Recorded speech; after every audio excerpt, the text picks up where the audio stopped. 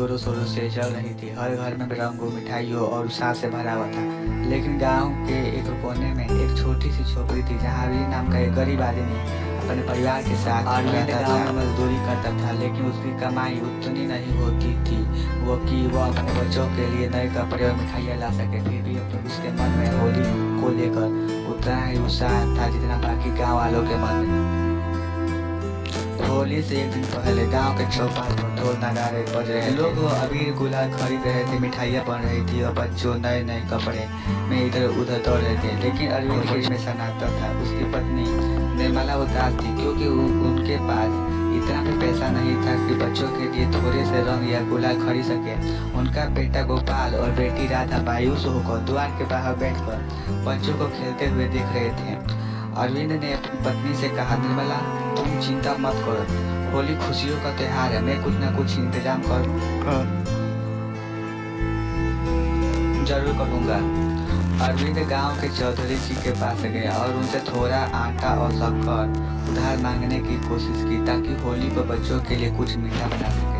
लेकिन चौधरी जी ने कहा, अरविंद, उधार लेकर त्योहार मनाने से अच्छा है कि तुम अपने हालात को स्वीकार करो। गरीबों के लिए त्योहार बिहार कुछ नहीं होता है। अरविंद को यह बात सुनकर बहुत ही दुख हुआ, लेकिन उसके पास हार नहीं मानी। वह गांव के सेठ जी के पास गया और मजदूरी मांगी, लेकिन सेठ जी ने कहा कि होली के दिन कोई काम नहीं मिलेगा।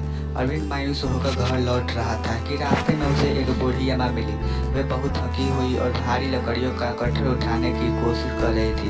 अरविंद ने तुरंत उनकी मदद की, लकड़ियों का गट्ठर उनके घर तक पहुंचा दिया। अम्मा बहुत खुश हुई और उन्होंने आशीर्वाद देते हुए कहा, बेटा, मेरे पास कुछ ज़्यादा देने को नहीं है, इसलिए यह थोड़ा सा गुलाल और कुछ गुड़ रख लो, भगवान तुम्हारी मदद करेंगे।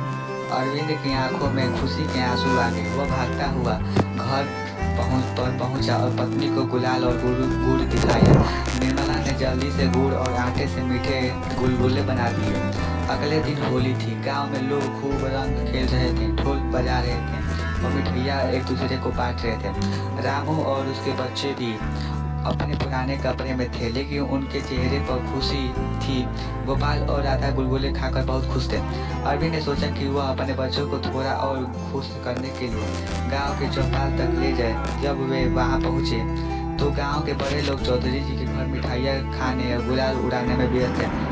लेकिन अचानक चौधरी जी के पोते चिंटू ने रोते हुए कहा, मुझे कोई मिठाई पसंद नहीं आ रही है, मैं अलग खाऊंगा। चौधरी जी चिंतित हो गए। तभी किसी ने कहा कि तुम किसी अन्य दुकान पर जाकर देखो, बेटे के लिए अच्छी मिठाई मिल जाए। तुरंत ही चौधरी जी दुकान पर चले गए और अब से मिठाई ले आए।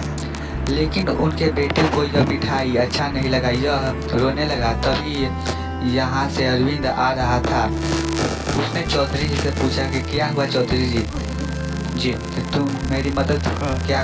तो चौधरी जी ने कहा कि तुम मेरी मदद क्या करोगे, तुम्हें तो खुद खाने का नहीं है। फिर भी अरविंद कहता है कि आप मुझे बतलाइए। चौधरी जी कहते हैं कि अगर तुम मेरे बेटे को मनपसंद मिठाई लाकर दे दोगे तो मैं तुम्हें बहुत सारा धन दूंगा। अरविंद ने मिठाई दिया और बेटा खाकर भी खुश हो गया। चौधरी जी यह देखकर बहुत खुश हुए और उन्हें अरविंद को उन्होंने पैसा दिए। पैसा लेकर अरविंद बहुत खुश हो गया और उसका परिवार भी धूमधाम से मनाया। दोस्तों, होली गरीब